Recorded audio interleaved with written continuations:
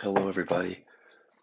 Again, could anybody give me a thumbs up? As soon as you come in, if one person could just say thumbs up, I hear you loud and clear, Scott. Or thumbs down means you can't hear me. So if you can't hear me, you don't know what I'm saying now. But this helps a lot, guys, in me not producing videos with low sound quality, how you participate with me. So again, thumbs up or thumbs down. I am now answering people's questions as they post them at the top of my page. I spent several months doing videos on topics that I wanted to share about to give context around the Kiloby inquiries. And now I'm just knowing that I've given all that context and that there are people out there doing the work. I'm just here responding to questions as they come up around the inquiries, around awakening, embodiment, and all the stuff that we talk about within that. So Anna, who's a top fan, thanks Anna. She wanted me to She wanted to hear more about the repression of different emotions: fear, anger, sadness, despair, maybe also joy. Yes, joy.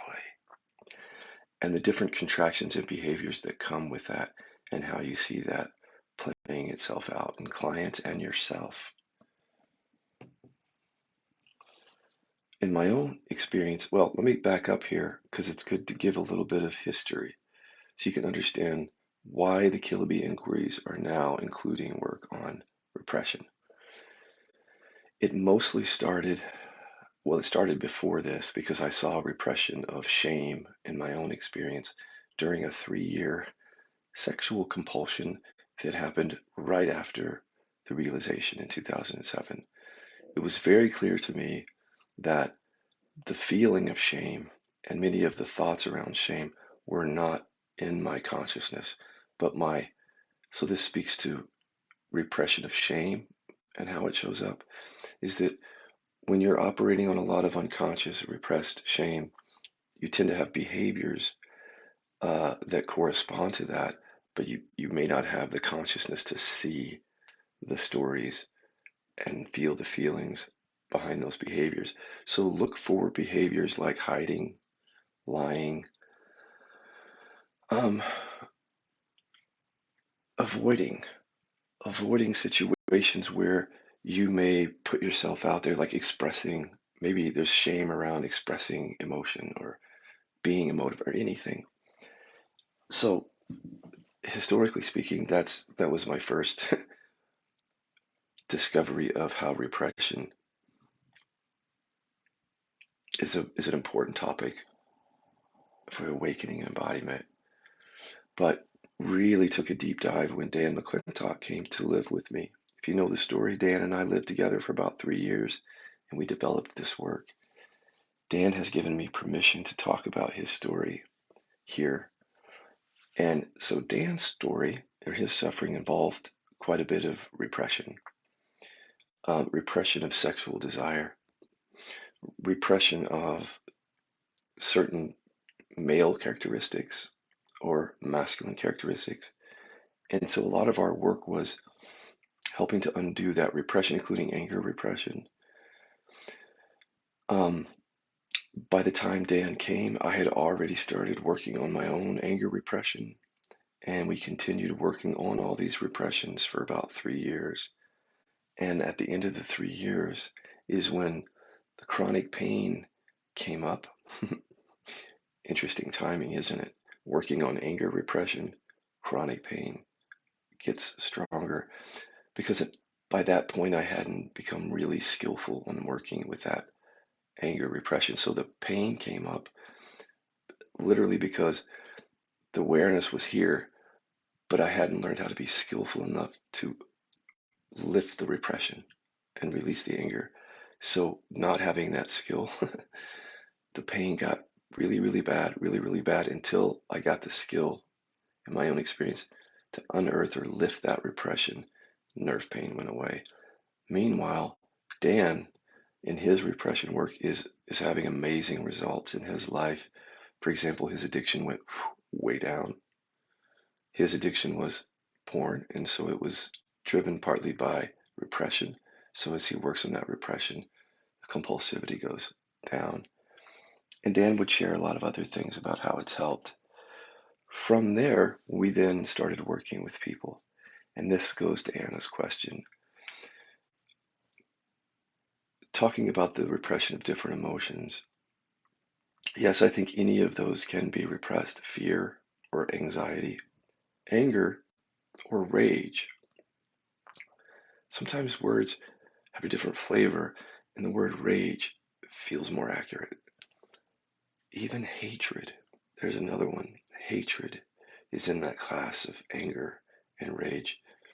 Those words. Um, Sadness, despair. These are all Anna's words, most of them. And maybe also joy.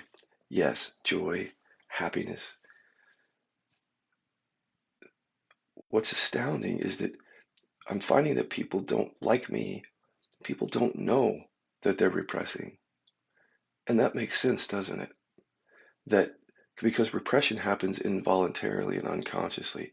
We're not knowingly doing it, but there's a mechanism of repression that's constantly working in our lives. So it's not a surprise that we don't know that's happening because it's repressed, the whole thing. But what we can look for are manifestations of that repression. Science tells us that many forms of chronic pain could be involved in that. Illnesses. So if you have an illness or chronic pain, I would, if I were you, continue going to the doctor, doing all of that. Don't change a thing, but open yourself up to the potential that there is some psychological or emotional repression or issue that's actually contributing to either creating or making it worse. Illness, chronic pain. Look for contractions in the body, throat tight, closed, sensation in the head that's painful, heart feeling closed, stomach or sternum clenched tight, pelvic area, the anal area, something that's thick or dense down there. When you find those, you can pretty much guess that there's emotional repression involved in that. Anna asked me to explain how I see this playing itself out in clients. That's exactly how. Clients are not necessarily coming to me saying, I've been repressing emotion, help me. They're coming by saying, hey, Scott, my shoulder hurts. And I noticed that you did some work on your spine that helped. And then from there, we start talking about emotional repression. Or someone will say, there's nothing has happened around my contraction for 3 years or 3 decades. I've just had this heart or stomach very persistent contraction. So that's how they show up. And then it's a process of doing some inquiry to discover whether there is an emotional repression or some other type of repression. And then if there is, going deep into that with inquiry. Let me at least give you guys what I call the litmus tests that you can do on your own. So you can do several of these just to see whether you might be repressing something. And then if you discover you are, I do encourage you to work with me or a facilitator at first. I don't actually encourage anyone to do emotional repression work right off the bat, especially if you don't have a regular meditative practice, and especially if there's some unresolved trauma, or you have a sense that going into this might be overwhelming. Work with someone. Okay.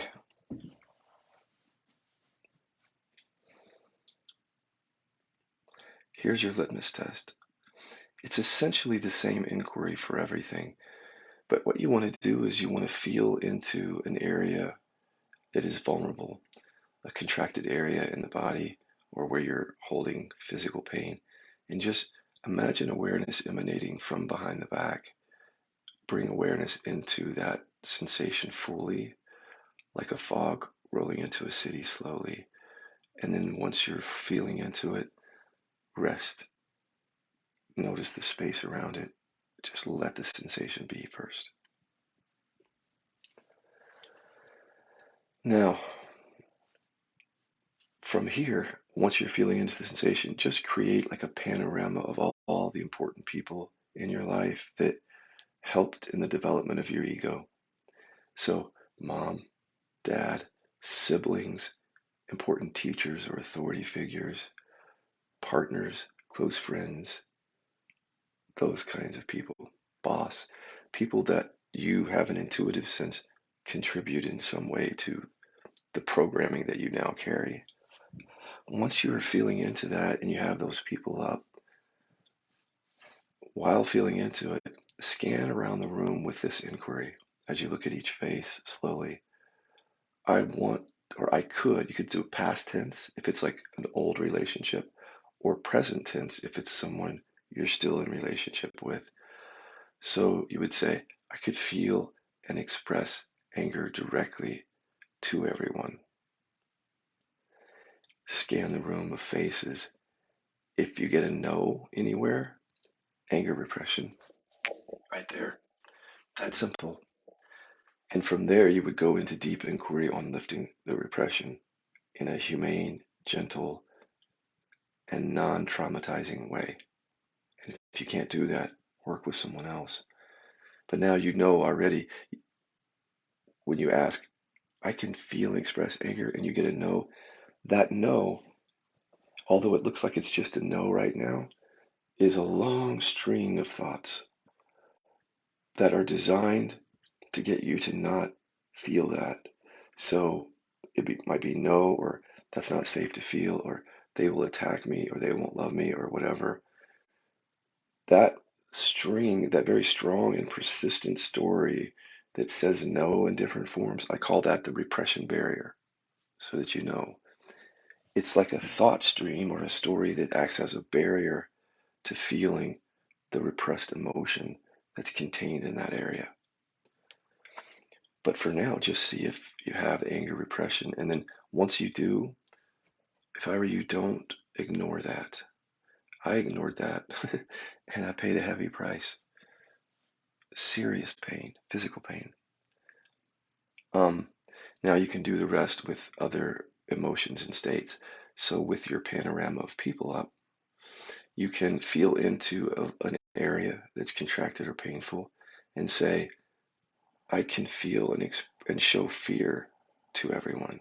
I can feel and show it to everyone. And then if you get a no, repression of fear.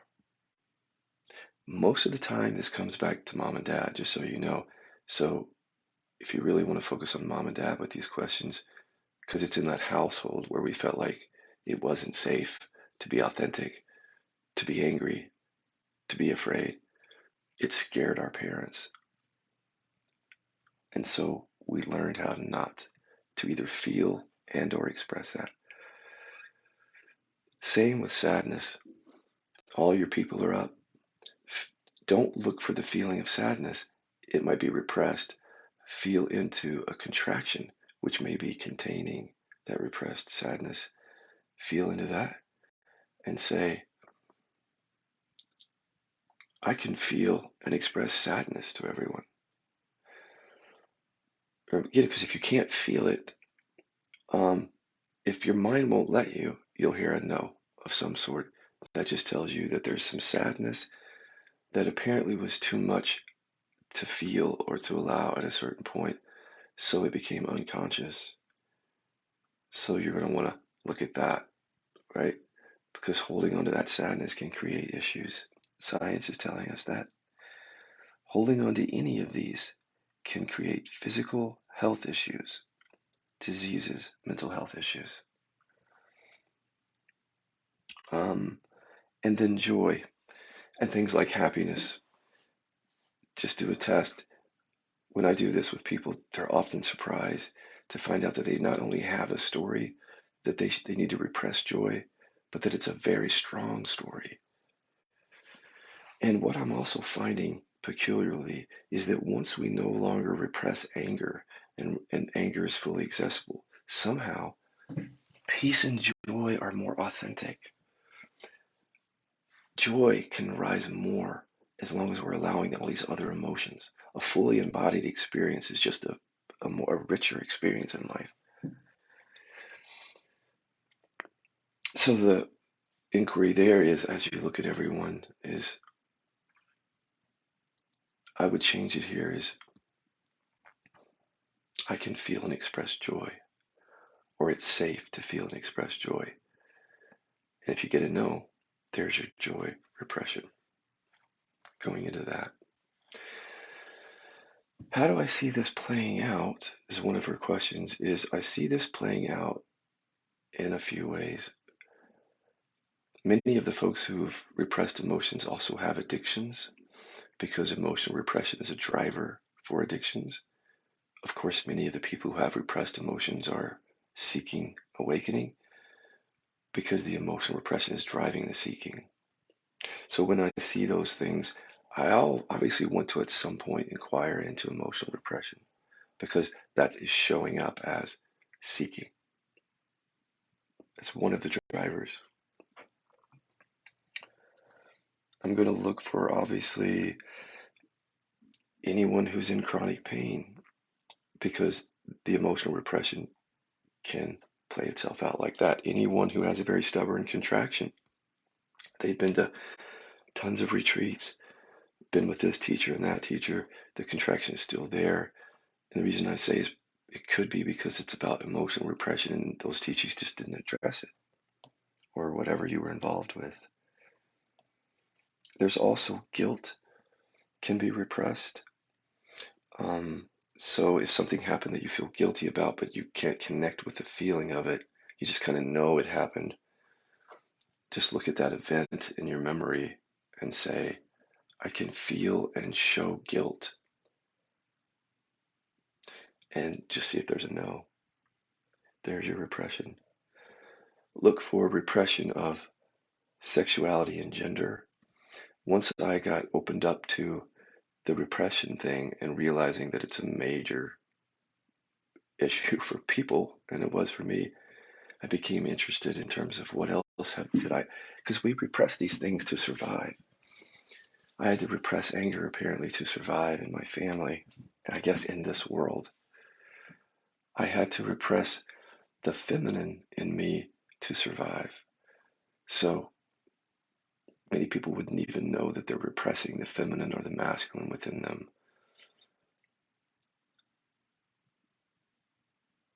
But one simple way to discover that is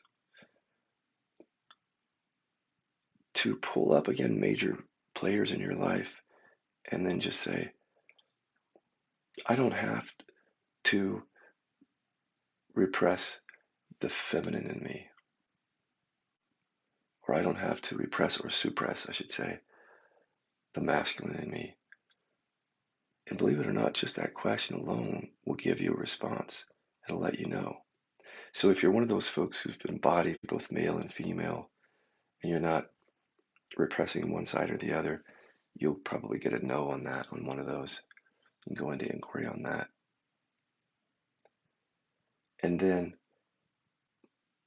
so that's gender, right? But even sexual orientation, there's repression. And that has to do with not opening up to your own sexual orientation. It's repressed. There's definitely a set of inquiries for that. And then voice and expression. And the way that I share about this is that we certify people as facilitators, but not everybody has their voice online where they can go out into social media and share, honestly. Or maybe you're an artist, but there's something blocking the expression of that. Maybe you're not able to express yourself in relationship, to say what you want or how you're feeling. Normally, but not always, repression of expression and voice is held in heart/throat. So you may not know that you're repressing your voice, but if you feel into the throat area and you feel a lump or a dense contraction, pull up everyone and say, I can speak freely, or I can say whatever I want, and see if you get a no on that. Another way of just getting at the self-repression, that people have a sense that for some of them, like there's aspects of their self, their persona that they have to repress because it would be too much or something.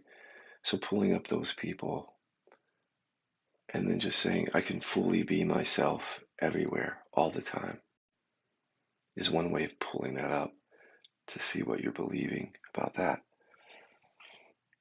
So I've given you all the tests there. I think now just do the test, see if repression is part of the mix of your suffering, and stay tuned. Either just keep listening to me and I'll try to help you with that, or do some sessions. Thanks, guys. Bye bye. I'll probably be back.